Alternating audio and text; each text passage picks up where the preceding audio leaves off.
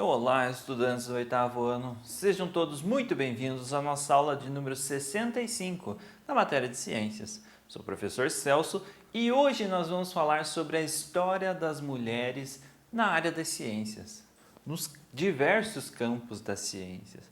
Na nossa última aula falamos da importância e do crescimento das mulheres no meio científico.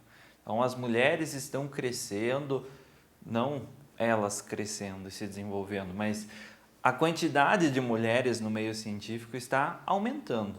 Isso é de extrema importância e extremamente satisfatório, porque as mulheres desde o início da ciência, da história, elas foram marginalizadas, foram deixadas de lado pelos homens, pela sociedade como um todo. E isso está mudando e eu fico feliz em saber que isso está mudando. Vamos passar um pouquinho na nossa aula de hoje sobre alguns destaques no meio científico femininos. Vamos conhecer algumas mulheres que se destacaram no campo das ciências, nas diversas áreas das ciências. E vamos falar também, novamente, sobre a igualdade de gênero, a importância da igualdade de gênero. Todos merecem um lugar igual na sociedade. Todos merecem ter a mesma remuneração, ter o mesmo salário, ter um salário parecido quando estão numa profissão, numa mesma função. E isso não acontece em muitas empresas ainda hoje, mas não deveria ser assim. Deveríamos ser todos iguais perante a sociedade, certo? Quais são os objetivos específicos da nossa aula de hoje? Conhecer algumas das pesquisas mais importantes para o desenvolvimento científico desenvolvida por mulheres. E afirmar que as mulheres têm espaço no mundo das ciências. Com esses exemplos dessas pesquisadoras, nós afirmamos: as mulheres têm espaço no mundo das ciências. Elas conseguem, claro, necessitam muitas vezes de um esforço maior do que os homens, precisam correr de atrás, vencer alguns desafios impostos pela sociedade, mas elas têm uma capacidade às vezes maior do que os outros de resolver alguns problemas e resolver as pesquisas científicas, desenvolver a pesquisa científica. Então, para a aula de hoje, eu preciso que vocês tenham em mãos o caderno e o penal de vocês, façam algumas anotações de algumas curiosidades, de algumas pesquisadoras para vocês pesquisarem, depois se aprofundarem um pouquinho mais na vida delas, na história delas, quais os desafios que elas passaram para chegar aonde elas chegaram, para desenvolver a pesquisa científica que elas conseguiram desenvolver. Vamos começar? As mulheres na ciência. As mulheres na ciência sempre foram colocadas à margem da sociedade. Aquilo que a gente já comentou na aula passada, elas sempre foram deixadas de lado. Isso está completamente errado. Não é certo fazer isso. Com ninguém, nem com homens, nem com mulheres. Deixar as pessoas marginalizadas, deixar elas de lado da sociedade é discriminação, é preconceito. E isso é errado, é um crime. No entanto, com um mergulho na história, é possível perceber que, mesmo sendo incentivadas a não ocupar esses espaços, essas mulheres participaram ativamente da ciência, tendo sido responsáveis por grandes descobertas. Elas correram de atrás. Elas fizeram pesquisa bibliográfica, fizeram experimentos, fizeram vários testes, aquilo que a gente já passou anteriormente, para desenvolver a pesquisa científica, para desenvolver o conhecimento científico. Então, elas participaram ativamente, elas passaram por todos esses passos para formar ciência, para fazer ciência. Uma delas é a Hipátia de Alexandria. Hipátia de Alexandria é considerada a primeira mulher matemática da história. Nascida no ano de 370, em Alexandria, no Egito, ela desenvolveu pesquisas em astronomia, física e filosofia. Não contente com uma única área, ela abordou 3 áreas de uma única vez. 4, se a gente for pensar na matemática também. Então, astronomia, matemática, física e filosofia. Mas, infelizmente, ela foi assassinada em 416, após os seus estudos serem descobertos por um grupo religioso, e a sua pesquisa foi considerada heresia e ela condenada à morte. Então, as regras da sociedade nessa época eram muito restritas. E espalhar o conhecimento sobre a astronomia, espalhar o conhecimento sobre a física, que as coisas funcionavam através de alguns conceitos físicos, que não era uma intervenção divina que estava fazendo, por exemplo, uma maçã cair da árvore, que era um evento físico que estava acontecendo, ela foi considerada uma herege, que ia contra a religião, e por isso ela acabou sendo condenada à morte nesse período, nessa época. Hoje em dia nós já ainda bem que nós não estamos nesse ponto, né? A liberdade de expressão das pessoas está em alta. Então as pessoas têm essa liberdade de expressão, de falar o que elas acreditam e em cima do que elas acreditam, fazer pesquisas científicas para tentar desenvolver a ciência, desenvolver o seu conhecimento científico. Legal? Vamos lá. Matilda Brooks, nascida em 1888. Matilda Brooks formou-se na Universidade de Harvard e atuou nas áreas de biologia e biologia celular. Ela é bastante lembrada por ter descoberto em 1932 o antídoto ao envenenamento por monóxido de carbono e cianeto, azul de metileno. Ela descobriu que essa substância ela era capaz de reverter os efeitos do monóxido de carbono no nosso organismo.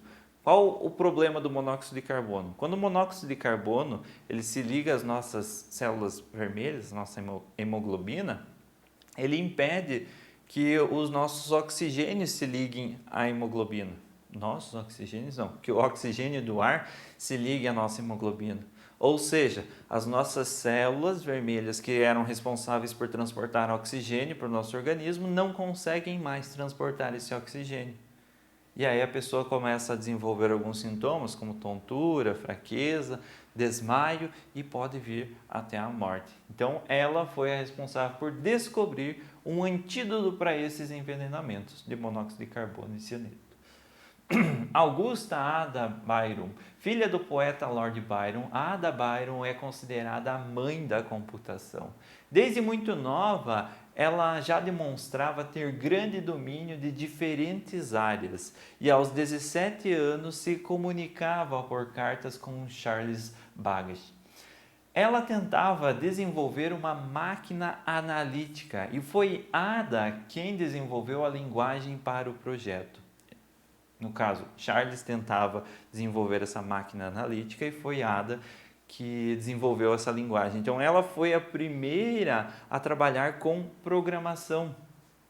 A primeira mulher a trabalhar com programação. Ela desenvolveu uma máquina analítica que, dentro de um grande grupo de dados, essa máquina, o computador, conseguia analisar alguns dados e isolar. Então, ela que escreveu a programação de como o computador iria interpretar esses dados. Quais eram os dados que ele deveria interpretar. As notas escritas por Ada são consideradas o primeiro algoritmo criado para ser usado em um computador. Por isso, ela é considerada a primeira pessoa a programar em toda a história. Primeira pessoa, entre homens e mulheres, ela é a primeira pessoa a programar. A primeira programadora de computação.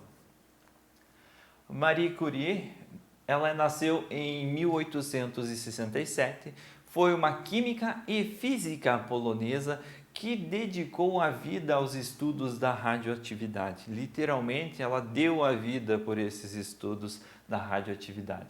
Ela foi a pioneira no estudo do tema de radiação e sua dedicação era tamanha que levou a adoecer devido à alta exposição à radiação. Então, ela ficou muito tempo trabalhando com esses materiais radioativos e acabou se contaminando com essa radiação e veio a falecer em virtude deles.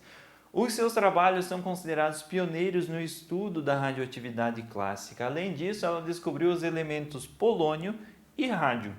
Foi a primeira mulher a ganhar o Prêmio Nobel e a primeira pessoa a conquistar 2 vezes a premiação, o Prêmio Nobel. Também foi a primeira mulher a atuar como professora na Universidade de Paris. Então, ela rompeu muitos paradigmas da época, ela rompeu muitos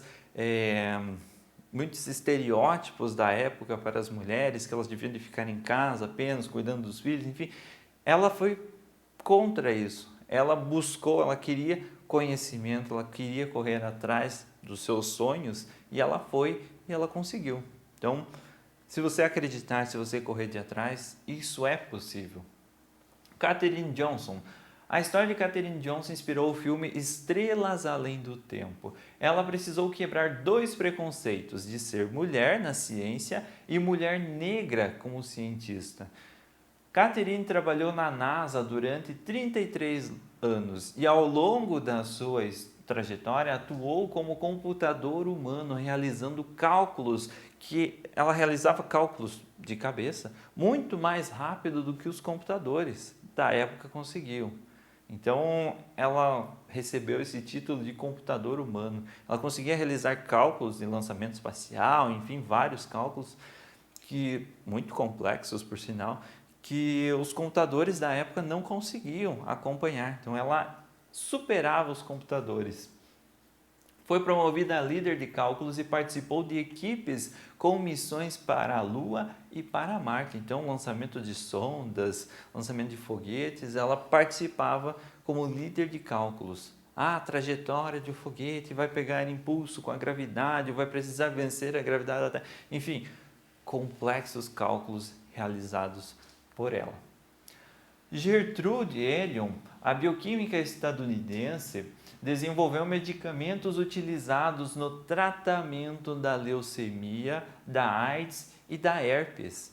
Ela também foi responsável pela descoberta de novos princípios de quimioterapia. Devido à sua grande contribuição, ganhou o Prêmio Nobel em Medicina em 1988. Então, outra ganhadora do Prêmio Nobel devido às suas contribuições no tratamento da leucemia, tratamento da AIDS, no tratamento da herpes.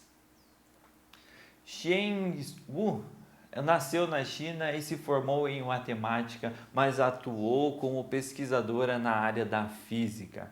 Se mudou para os Estados Unidos com uma amiga para dar continuidade aos seus estudos e se especializou e desenvolveu pesquisas no campo da física. Então, ela se aprofundou na área da física.